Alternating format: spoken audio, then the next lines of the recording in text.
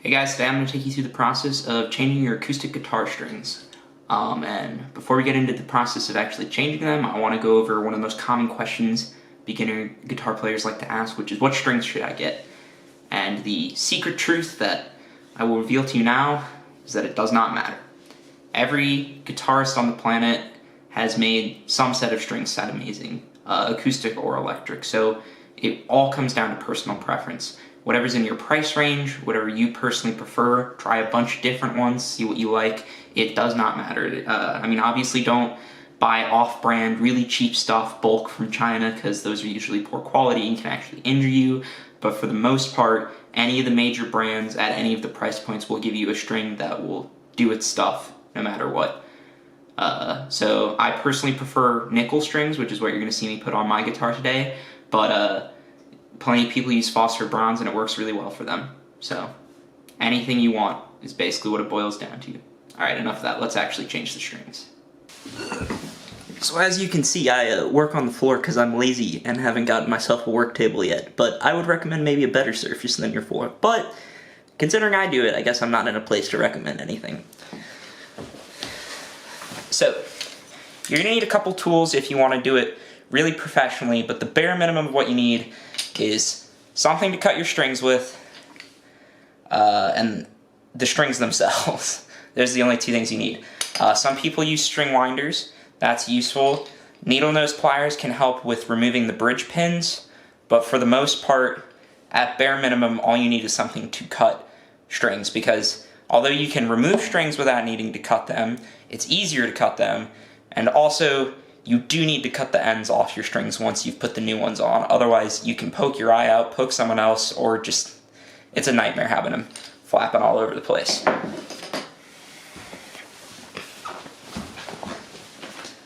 So these are the strings I'm going to be using today. These are Diodario's nickel bronze alloy 10 to 47, which is not standard gauge. They're light because I like my acoustic strings a little lighter. You know, like I mentioned before, any string's fine. So we're just going to open these up, but you can do that at any point. The first thing we have to do is take these strings off the guitar we have. So to do that, you're going to want to detune them until they're pretty darn floppy. So just wind down as if you were tuning down to play a different note, but just keep winding until the string's really detuned, because that's going to make it easier to cut. Or if you're too lazy to cut the string, it needs to be loose so that you can unwind it from the peg.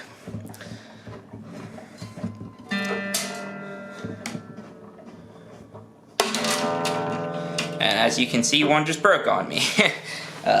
These strings definitely needed to be changed, because the older they get, the more grease and gunk they have on them, the less they hold tune, and they become a nightmare to work with. They don't feel good, they don't play well, they don't sound good, and so you should definitely change your strings. I change my strings every couple of months. If you're playing a lot, gigging in hard conditions, sweating everywhere, recommend changing them maybe once a week, but most of us do not have the money or the time for that, and the guys out there on the road have people who do it for them because they're rock stars. So anyway, now that we have the strings detuned, you just take your cutter and you just take the cutter and cut each string right above the sound hole. These cutters are a little old, so mine aren't super good. I would recommend getting yourself a pair of wire cutters that works a little better than mine. But anyway, so you're going to cut all the strings above the sound hole.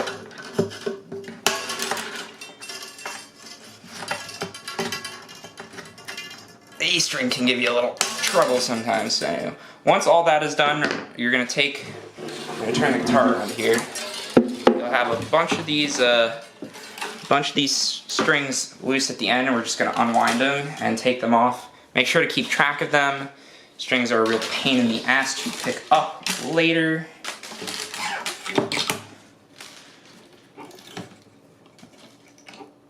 So just however many times you have them wrapped around, unwind them, pull them back through the eyelet, and you are good to go. At the headstock end, that is. There's still much work to be done down by the bridge. So we're gonna flip the guitar back around. Let the camera focus.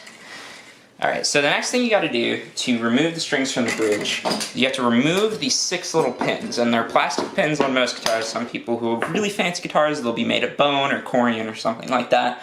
But on most guitars that are entry level, or like this one is, they're gonna be made of plastic. And so some pins, depending on, you can try them at the top, and some of them will move. Like for instance, this one, take out. Make sure to keep track of them. You need to put them back later. But you're gonna remove the bridge pins. And like I said, some might come out through the top, but for the most part, you have to go in through the sound hole and work your hand back towards the bridge. And you should be able to feel all these pins sticking out at the bottom, and you're gonna push up from the bottom, and that'll cause them to pop out the top of the bridge. And once you do that, you can remove the string. So some can get real stuck, particularly if it's older or hasn't been changed in a while. So it can be useful sometimes to have a pair of pliers, and you can either go in through the bottom, which is pretty darn hard, or try yanking them from the top and use a combination of pressure.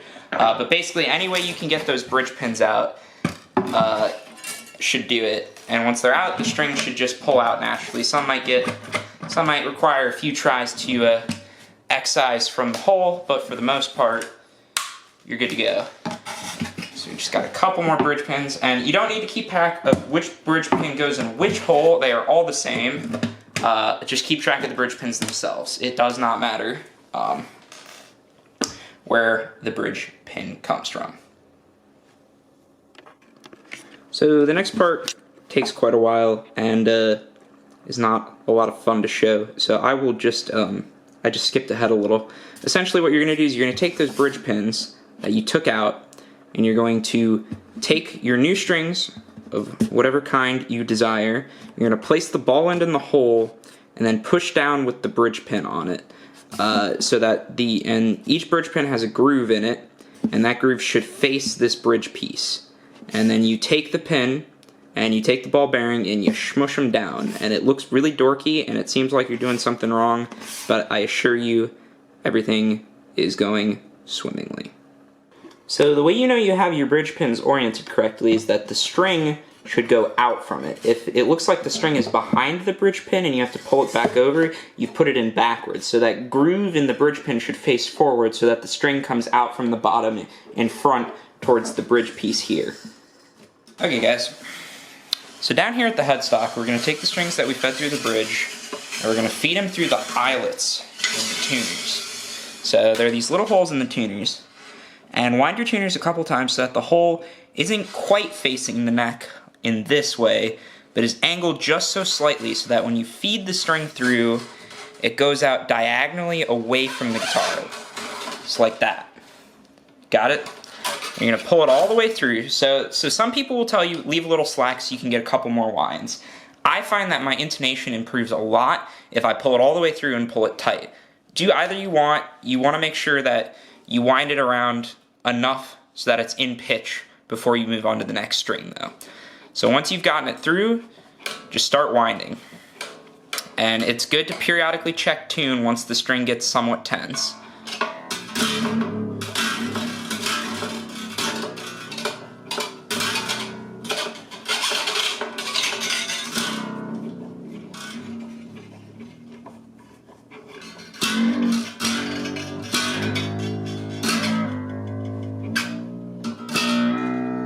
So now that the string's at a reasonable pitch, we'll leave that one, and we'll move on to the next one. And some people like to alternate doing the first string and then the last string. In my experience, it doesn't really matter. You're going to have to retune them all at the end.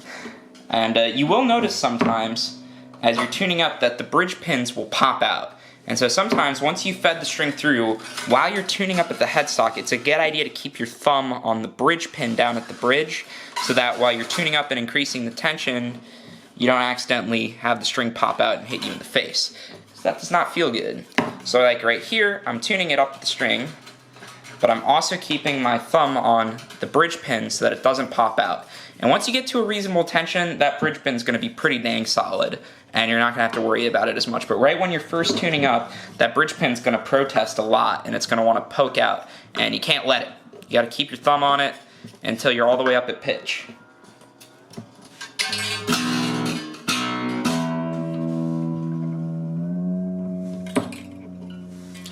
So it looks like we're pretty good there.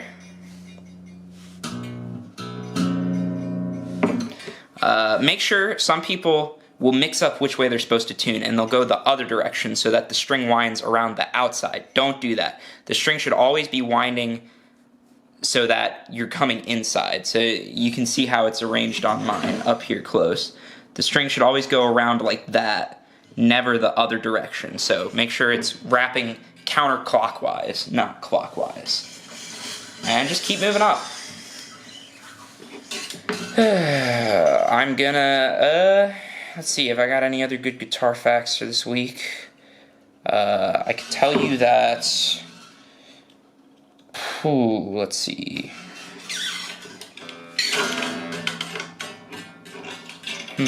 What about the, okay, I got a good one.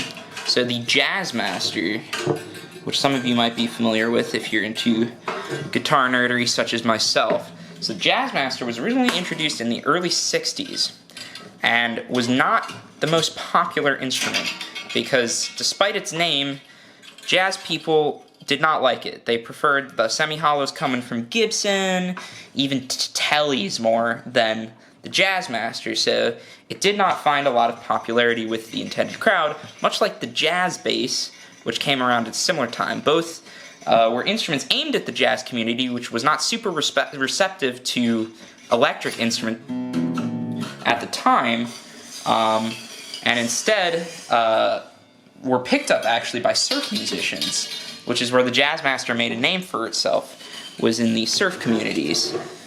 And so it's interesting to note that once surf went out of style, in the late 60s, early 70s, the Jazzmaster was not really heard from. It went out of production.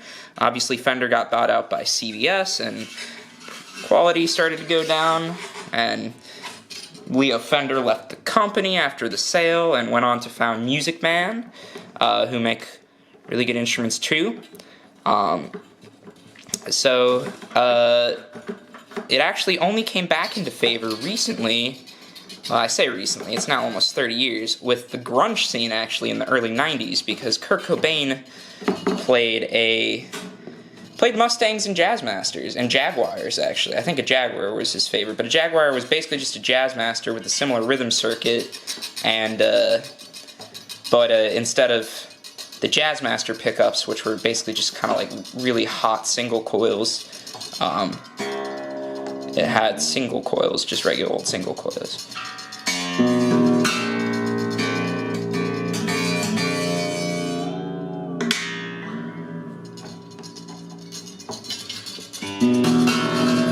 Sounded beautiful, boys. So when you switch to the other side, once again, the string should now start winding clockwise, so that you wind. So basically, always keep the strings on the inside of the headstock. It should never be going around the tuning peg to the right.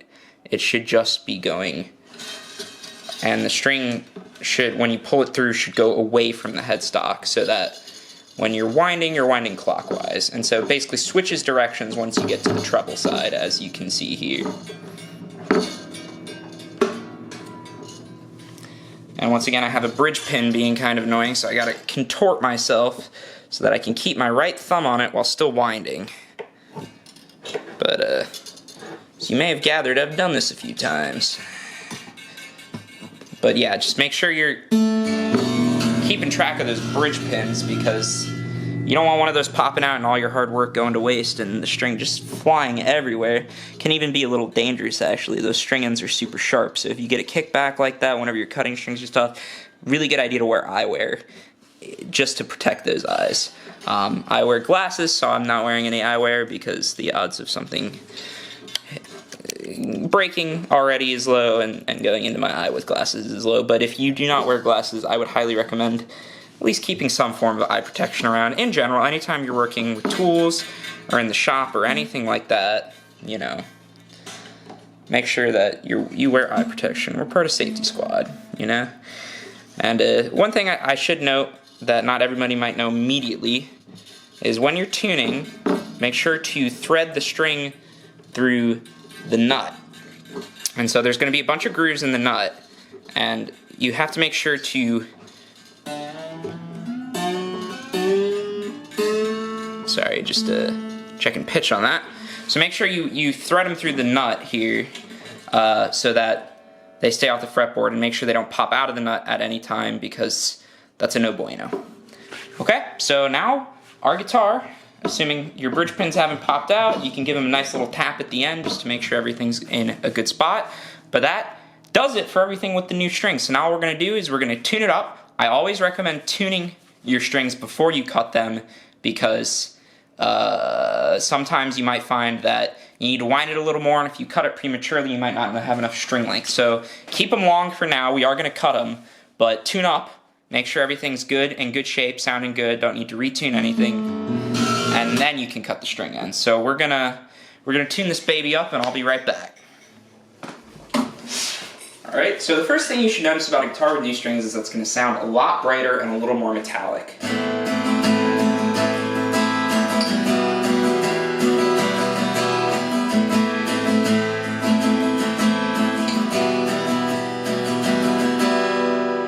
So I don't know how well that comes across on the audio from the camera, but it's a lot brighter than when I started.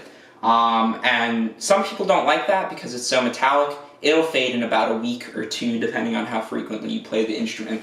And so if you like that, it means you have to change your strings a little more frequently. If you don't like that, don't worry, it'll fade. The other thing you will notice is that if you're playing a lot of lead playing, bending a lot, or just playing pretty hard, it's going to go out of tune a lot quicker. These new strings are still sort of shifting, still stretching, still settling, so it's going to go out of tune a lot more frequently. Don't worry about it. It doesn't mean you strung the guitar wrong. It's just settling. And one thing you can do is you can stretch the strings a little. Just pull on them right above the sound hole. Don't do it too hard. You risk pulling the bridge pin out. But just stretch them a little. Give it a nice stretch. Right after, it'll sound a little more out of tune. You tune it right back up, and the string has a little more stability because it's feeling itself a little more in the guitar. But other than that, you got a guitar with new strings. Thanks for watching.